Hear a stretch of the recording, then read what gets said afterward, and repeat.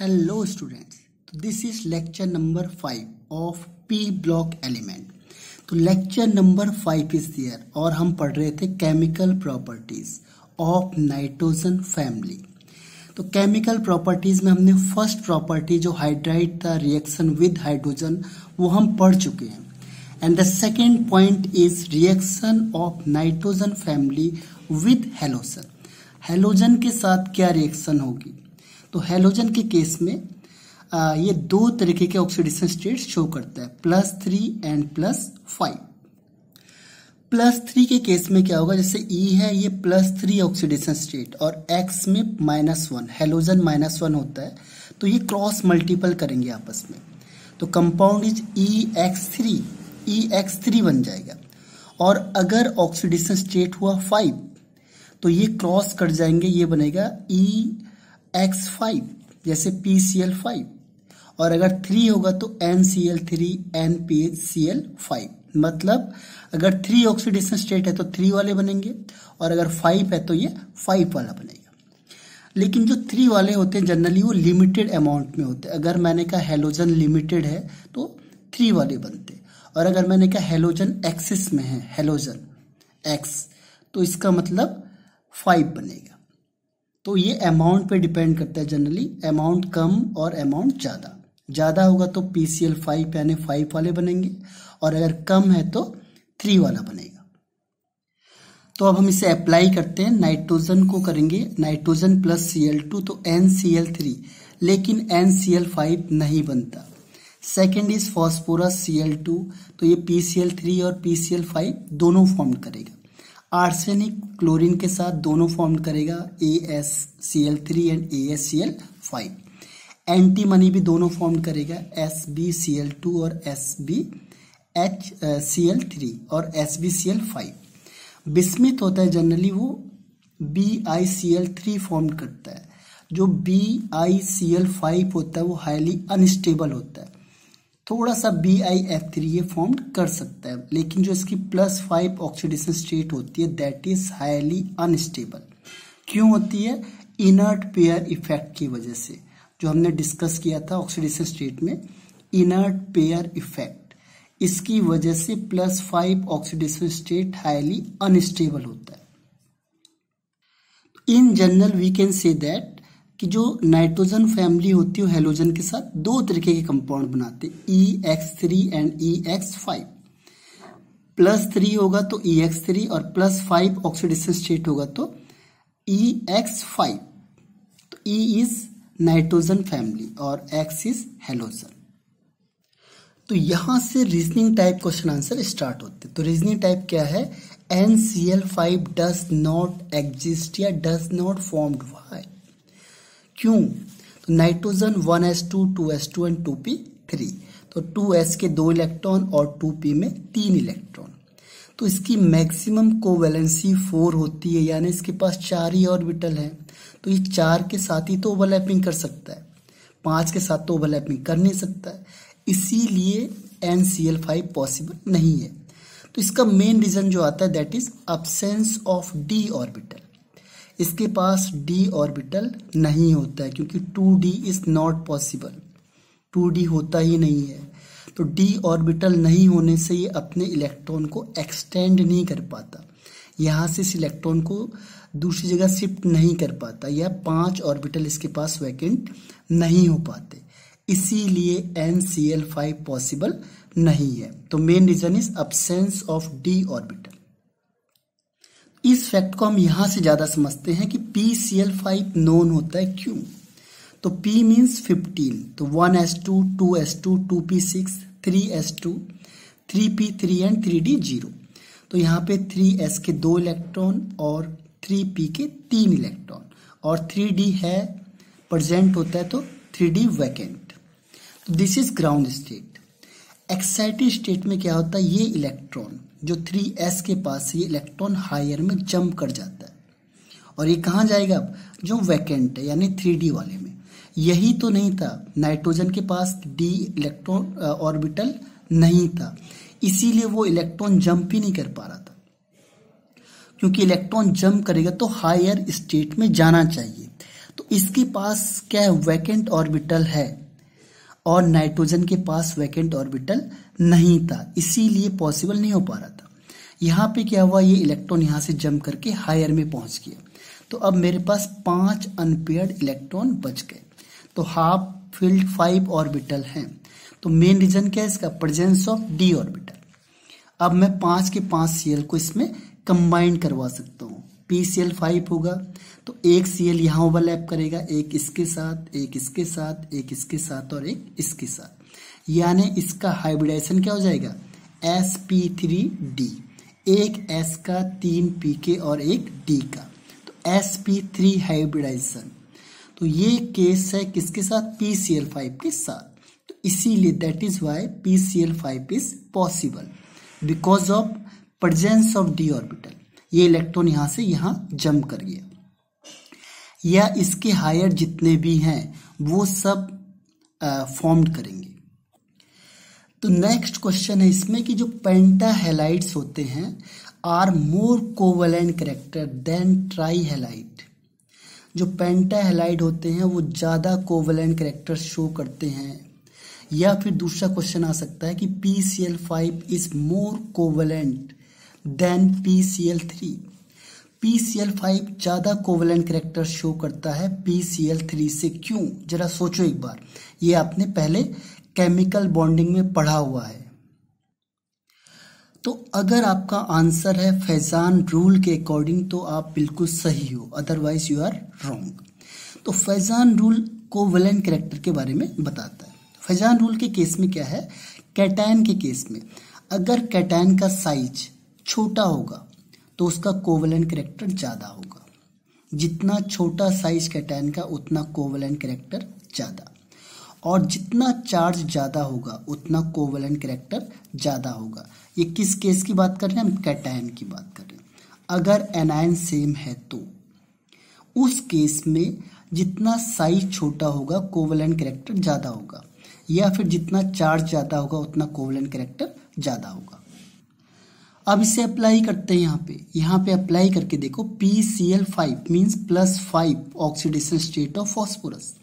यहाँ पे है PCl3 means +3 oxidation state of phosphorus. तो किसका ऑक्सीडेशन स्टेट ज़्यादा है, +5 का ऑक्सीडेशन स्टेट ज़्यादा है, इसीलिए PCl5 जो है वो कोवलेंट कैरेक्टर शो करता है ज़्यादा as compare to PCl3। Simple सा लॉजिक है। और अगर हम दूसरी उसमें देखते, क्यों, क्योंकि नेगेटिव चार्ज दोनों के सेम है, Cl तो हम यहाँ पे Cl को कंपेयर नहीं करेंगे क्योंकि जो सेम है उसे नहीं देखा जाता। आप सोचोगे यहाँ Cl को देखेंगे तो जो डिफरेंट होगा, और Cl का ऑक्सीडेशन स्टेट यहाँ पे भी -1 है और यहाँ पे भी -1 है, तो जो चीज़ कॉमन होगी उसे कभी नहीं देखा जाता। जो डिफरेंट है हर हमेशा हम उसी को ऑब्जर्व करते हैं। तो मीन्स जो चार्ज है +5 चार्ज है तो इट मीन्स मोर चार्ज, और चार्ज ज़्यादा तो कोवलेंट कैरेक्टर भी ज़्यादा। जो कोवलेंट कैरेक्टर है वो भी क्या होगा, ज़्यादा हो जाएगा। किसका, PCl5 का। दूसरी लैंग्वेज में देखो साइज। अब साइज बताओ PCl5 और PCl3 किसका साइज बड़ा होगा, P+3 का साइज बड़ा होगा क्योंकि इसने पांचों के पांचों इलेक्ट्रॉन डोनेट कर दिए।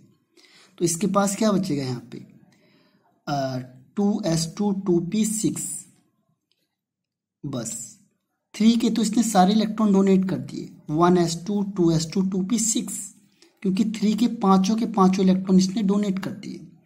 इसके पास 1s2 2s2 2p6 और फिर 3s2, तो यहाँ पे तीसरा ऑर्बिटल भी है तो इसीलिए इसका साइज बड़ा होगा।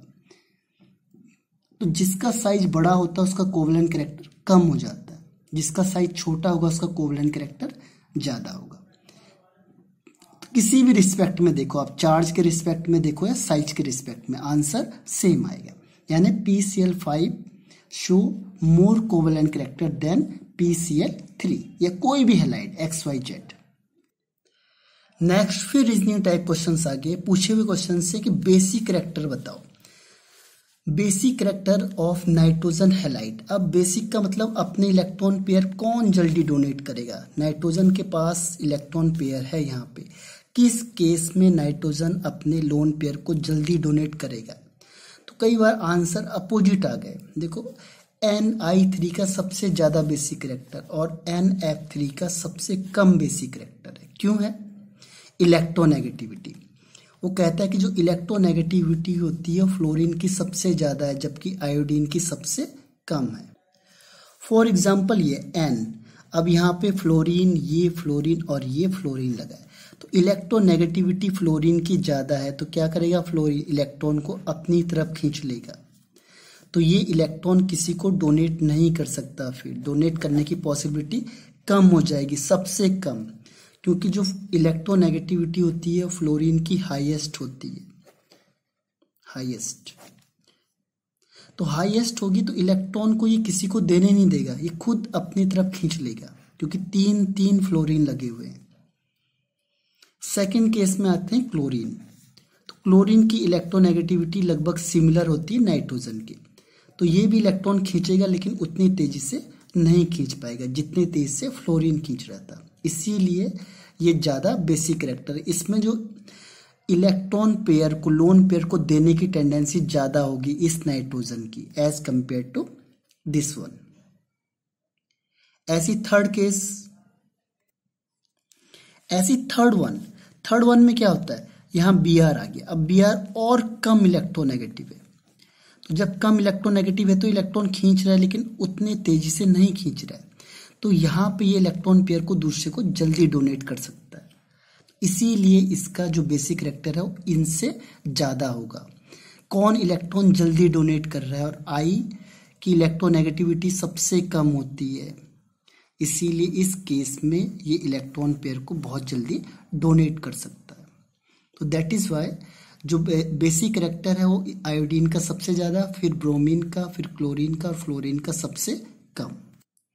इसमें एक चीज और देखा गया कि जो NF3 है वही स्टेबल होता है इन जनरल, क्योंकि इलेक्ट्रॉन अपनी तरफ खींच लेता है, तो ये इलेक्ट्रॉन कहीं दे नहीं सकता, तो स्टेबिलिटी सबसे ज्यादा NF3 की होती है और इनर्ट होता है, यानी किसी के साथ रिएक्शन नहीं करता। ये बाकी अनस्टेबल होते हैं और बहुत जल्दी डिकम्पोज हो जाते हैं विद एक्सप्लोसिव वायलेंस, एक्सप्लोसिव होते हैं ज़्यादा। और इसमें NCl3 इज हाईली एक्सप्लोसिव, बहुत ज़्यादा एक्सप्लोसिव होता है NCl3। तो ये ध्यान रखना, अपने क्वेश्चन आता है कई बार बेसिक कैरेक्टर या इनमें से स्टेबल कौन होता है, तो स्टेबल आएगा तो NF3 और सबसे ज़्यादा बेसिक कैरेक्टर होगा तो Ni3। इसके अलावा जो ट्राईफ्लोराइड या ट्राईहेलाइड ऑफ फॉस्फोरस, आर्सेनिक या एंटीमनी होते हैं वो लेविस एसिड होते हैं, वो बेस की तरह बिहेव नहीं करते, यानी इलेक्ट्रॉन देंगे नहीं, बल्कि लेविस एसिड का मतलब क्या हुआ, इलेक्ट्रॉन पेयर खींचने का काम करते। तो ये लेविस एसिड का काम करते हैं, यानी इलेक्ट्रॉन एक्सेप्टर होते हैं बजाय देने के। एक्सेप्टर क्यों होंगे, अब लोन पेयर क्योंकि साइज बड़ा होता है इनका, तो साइज बड़े होने की वजह से क्या होता है, इलेक्ट्रॉन को डोनेट नहीं करते, ये डोनेट करने की टेंडेंसी कम हो जाती है। ऊपर से इसके पास d ऑर्बिटल भी होता है खाली। क्या क्या रीजन है इसमें, एक साइज बड़ा हो जाता है और दूसरा इसके पास d ऑर्बिटल भी होते हैं, तो ये इलेक्ट्रॉन खींचने का काम करते हैं। अब एक्सेप्ट करेंगे इलेक्ट्रॉन को, तो ये इलेक्ट्रॉन के एक्सेप्ट करने की टेंडेंसी होती है, डोनेट करने की कम हो जाती है। तो एक्सेप्ट करने की टेंडेंसी किस पे डिपेंड करेगा, इलेक्ट्रोनेगेटिविटी पे। तो फ्लोरीन की सबसे ज़्यादा, आर्सेनिक की कम और एंटीमनी की सबसे कम। इसीलिए जो लेविस एसिड की जो वो है क्या ऑर्डर है, वो PCl3 सबसे ज़्यादा एसिडिक, फिर AsCl3 और सबसे कम SbCl3। तो ध्यान रखना आपने। फिर एक रीजनिंग टाइप क्वेश्चन आंसर है कि PCl5 gas is not stable. Why, ये स्टेबल नहीं होता है। जो PCl5 गैस होती है वो स्टेबल नहीं होती है, क्यों? तो जो PCl5 के साथ केस है उसका जो होता है वो स्ट्रक्चर कैसा होता है, दिस वन इज ट्राइगोनल, ये ट्राइगोनल है। तो इस बॉन्ड को जो नीचे है ये प्लेन में, इसे कहते हैं इक्वेटोरियल, इक्वेटोरियल बॉन्ड। और इसके जो दो बॉन्ड होते हैं वो ऊपर और नीचे होते हैं, इसे कहते हैं एक्सियल बॉन्ड, एक्सियल बॉन्ड, ये सीएल और ये सीएल। तो इसमें होता क्या है कि रिपल्सन इस एक्सियल फोर्स में ज़्यादा होता है, क्योंकि यहाँ तीन इसे रिपेल करते हैं।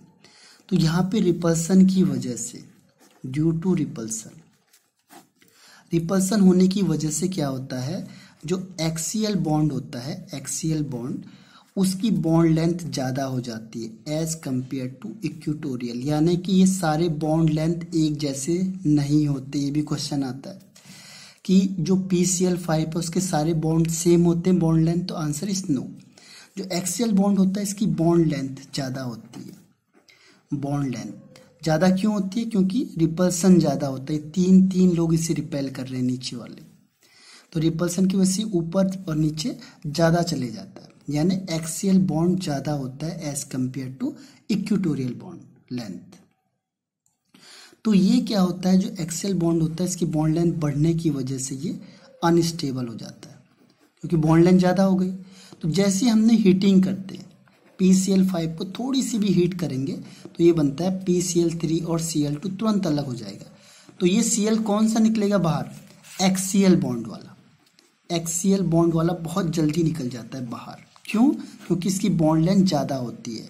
तो ये अब किस फॉर्म में रहेगा, केवल ट्राइगोनल फॉर्म में रहेगा। लेकिन इक्वेटोरियल बॉन्ड रहेंगे और जो ये एक्सियल बॉन्ड थे ये क्या हो गए, इससे हट गए, रिमूव हो गए। तो दो क्वेश्चन के आंसर है। एक जो P होता है इसके सारे बॉन्ड लेंथ सेम नहीं होते, एक्सियल बॉन्ड ज़्यादा, बॉन्ड लेंथ ज़्यादा होती है एज कंपेयर टू इक्वेटोरियल, और इसी की वजह से जल्दी टूट जाता है।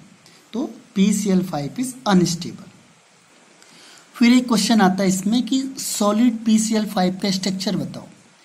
तो ये भी क्या है, कॉम्प्लिकेटेड है। अभी हमने बनाया था जो था वो क्या था, ट्राइगोनल बाइपिरामिडल, लेकिन ऐसा नहीं होता। अगर सॉलिड PCl5 है तो वो एग्जिस्ट करता है आयनिक फॉर्म में, आयनिक कंपाउंड फॉर्म करता है, PCl4 plus and PCl6 minus. ये ध्यान रखना है, ऐसे ही क्वेश्चन ज़्यादा आते हैं क्योंकि हर कोई इसे गलत करता है। तो जो PCl4 है, 4 होगा तो टेट्राहेड्रल, और 6 मीन्स ऑक्टाहेड्रल, यानी कि ऑप्शन है जो उसमें tetrahedral and octahedral is right option. आपको 4 हेडिंग होगी, उसमें से ये लिखा होगा टेट्राहेड्रल एंड ऑक्टाहेड्रल। तो कोई सोच भी नहीं सकता कि जो PCl5 है सॉलिड, उसका स्ट्रक्चर टेट्राहेड्रल एंड ऑक्टाहेड्रल होगा, लेकिन एक्चुअल में यही होता है, क्योंकि जो PCl5 है वो आयनिक कंपाउंड में एग्जिस्ट होता है। तो ये बनेगा PCl4 plus and PCl6 minus. एक Cl यहाँ चले जाएगा इससे, तो ये प्लस का साइन और यहाँ माइनस का साइन। तो 4 की वजह से टेट्राहेड्रल और 6 की वजह से ऑक्टाहेड्रल, यानी tetrahedral and octahedral is the right answer. Next फिर क्वेश्चन आ सकता है कि ICl5 is does not exist, क्यों नहीं करता एग्जिस्ट। जो PI5 does not exist, why, क्योंकि I का साइज बहुत बड़ा होता है और इनके बीच का जो इलेक्ट्रोनेगेटिविटी डिफरेंस होता है वो बहुत कम हो जाता है। कैसे, जैसे हमने PCl5 बनाया था वैसे PI5 बनाना है। 1 2 3 4 और 5। अब होता क्या है कि इसका साइज बहुत बड़ा होता है, तो साइज बड़ा होने की वजह से क्या हो जाएगा, ये आपस में ही रिपेल करने लगते हैं। रिपल्सन होगा तो ये अनस्टेबल हो जाता है। क्यों, क्योंकि size of I is large, I का साइज बहुत बड़ा होता है, फॉस्फोरस छोटा होता है। तो ये I और I आपस में क्या करेंगे, रिपेल करेंगे, क्योंकि बहुत बड़े बड़े साइज के हो गए। तो इनके बीच में आपस में क्या होगा, रिपल्सन हो जाएगा, और रिपल्सन होगा तो ये अपने आप ही क्या हो जाएगा, ब्रेक डाउन हो जाएगा, टूट जाएगा। इसीलिए जो PI5 होता है वो एग्जिस्ट नहीं करता। तो मेन रीजन है कि जो साइज होता है आयोडीन का वो ज्यादा होता है, तो दैट इज वाई। अब नेक्स्ट वन है हाइड्रोलाइसिस। ये बहुत ज़्यादा इंपॉर्टेंट टॉपिक है क्योंकि आपके जो JEE या मेंस लेवल में या नीट लेवल में इसके क्वेश्चंस बहुत पूछे हुए हैं। आप चेक करके देखोगे अभी तो आपको पता चल जाएगा। तो वेरी वेरी इंपॉर्टेंट टॉपिक है। इसका आपको सुपर ट्रिक बताता हूँ जिससे क्या होगा कि आप इसके कोई भी क्वेश्चन को सॉल्व कर सकते हो, चाहे आपने उसे देखा है चाहे नहीं देखा है। बस कुछ चीज़ें अप्लाई करनी है। तो hydrolysis of halide of nitrogen family. Trick क्या है? सबसे पहली ट्रिक ये है कि जब भी जो ऑक्सीडेशन स्टेट एलिमेंट का होगा वो रिएक्टेंट और प्रोडक्ट दोनों में सेम होगा। जब भी हम हाइड्रोलाइसिस करेंगे, हाइड्रोलाइसिस मीन्स होता है addition of water. Hydrolysis means addition of water. जब भी हम वाटर को ऐड करेंगे तो सपोज करो जो एलिमेंट था उसका +3 ऑक्सीडेशन स्टेट था रिएक्टेंट में, तो जब प्रोडक्ट बनाएगा तो उसका ऑक्सीडेशन स्टेट +3 ही रहेगा, चेंज नहीं होगा। पहली कंडीशन।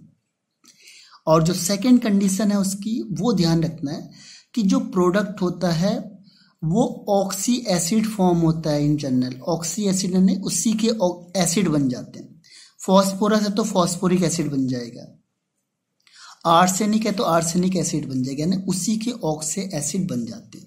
लेकिन थोड़ा एक्सेप्शनल केस है तीनों के साथ, नाइट्रोजन, एंटीमनी और बिस्मिथ। इसके अलावा पी ब्लॉक के जितने भी एलिमेंट है, चाहे वो 15 ग्रुप हो, 16 हो, 17 हो, उसमें यही ट्रिक काम आएगी। थोड़ा सा ये डिफरेंट होते हैं जिसे हम आगे डिस्कस करेंगे। अब मेन चीज क्या है कि हाइड्रोलिसिस के लिए कंडीशन क्या होनी चाहिए। हाइड्रोलिसिस मीन्स अभी बताया आपको एडिशन ऑफ वाटर।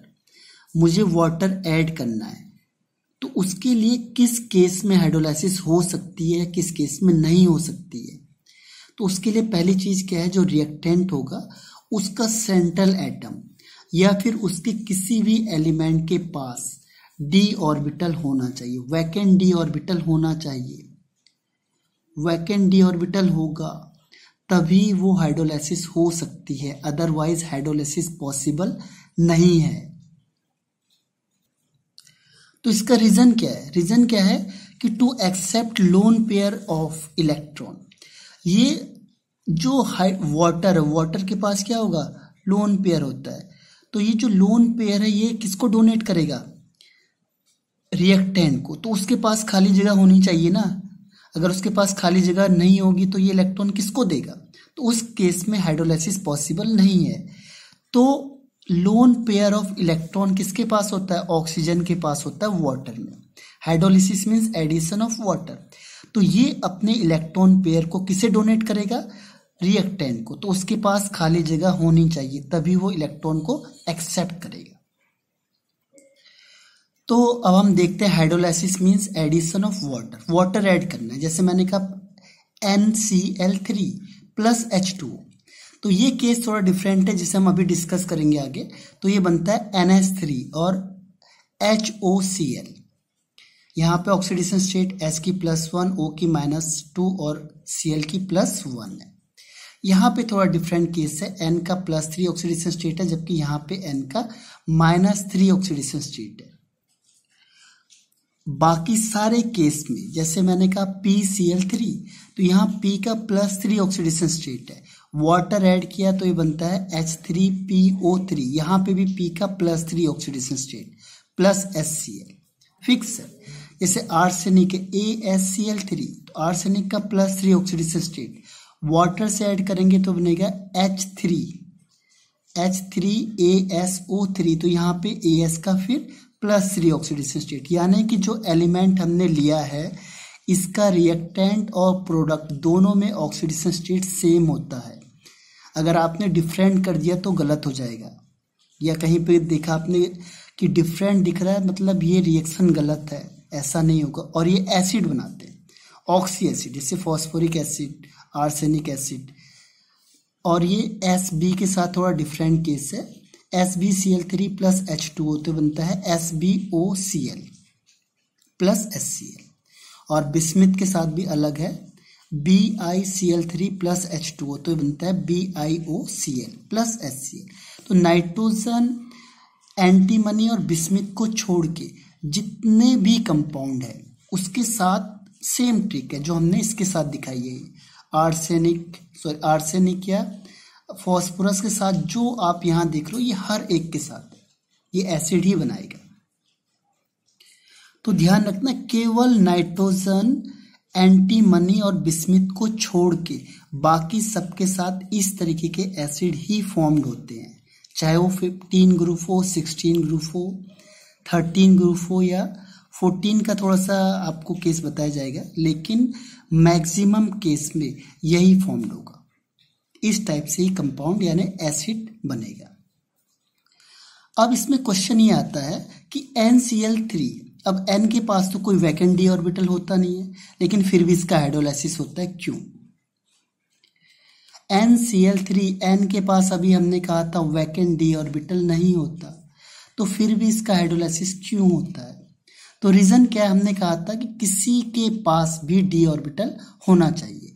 तो यहाँ पे Cl के पास, NCl में Cl के पास वैकेंट डी ऑर्बिटल होता है, तो जो ऑक्सीजन है, वाटर का जो ऑक्सीजन है, वो अपने लोन पेयर को इस Cl को डोनेट करेगा। अब वो नाइट्रोजन के साथ कंबाइंड नहीं होगा, बल्कि किसके साथ होगा? इस क्लोरीन के साथ कंबाइंड होगा।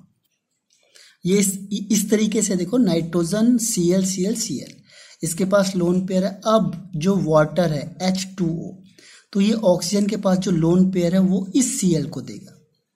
तो इस Cl को देने से क्या होगा? ये बनेगा HOCl, ये HOCl, और यहाँ पे जो एक H है वो इसके साथ अटैच हो जाएगा, तो बनेगा NClCl और एक H आ गया। फिर क्या होगा? वाटर फिर अटैच होगा सेकंड केस में, तो वाटर फिर अटैच होगा तो ऑक्सीजन इस Cl के साथ कंबाइंड होगा और ये फिर बना देगा HOCl। तो एक हाइड्रोजन पहले से लगा था, एक हाइड्रोजन फिर दोबारा अटैच हो गया, तो 2 हाइड्रोजन अटैच हो गए, एक Cl फिर भी बचा हुआ है। फिर हाइड्रोलाइसिस हो रही है तो वाटर के मॉलिक्यूल फिर कंबाइंड होंगे। अब की बार ये तीसरे नंबर का Cl भी यहाँ से क्या हो गया? रिमूव हो जाएगा, तो ये HOCl बनेगा और यहाँ पे बनेगा NH3, जो हमने पहली रिएक्शन में किया था कि NH3 प्लस HOCl। इसीलिए ये केस थोड़ा सा डिफरेंट है। तो किसी के पास भी अगर वैकेंट डी ऑर्बिटल होगा, चाहे वो सेंट्रल हो या उसके साथ कोई भी एलिमेंट अटैच है, तो उसका हाइड्रोलाइसिस हो सकता है। ये मैंने पहले ही बताया आपको, या तो सेंट्रल के पास या उसके किसी भी एलिमेंट के पास अगर डी ऑर्बिटल खाली है तो उसका हाइड्रोलाइसिस पॉसिबल है। फिर इसमें क्वेश्चन आता है कि अगर NCl3 हाइड्रोलाइसिस हो सकता है तो बताओ NF3 क्यों नहीं हो सकता है? NF3 नहीं होता है, क्यों? तो आंसर सिंपल है कि इसके पास नाइट्रोजन और फ्लोरीन है, इन दोनों में से किसी के पास भी वैकेंट डी ऑर्बिटल नहीं होता, क्योंकि दोनों सेकेंड पीरियड के हैं। तो neither nitrogen nor fluorine have vacant D orbital, किसी के पास भी वैकेंट डी ऑर्बिटल है ही नहीं। तो जो वाटर है अपने लोन पेयर को किसको डोनेट करेगा? ये तो वाटर कंबाइंड ही नहीं हो पाएगा, क्योंकि ये इलेक्ट्रॉन पेयर अपना देगा।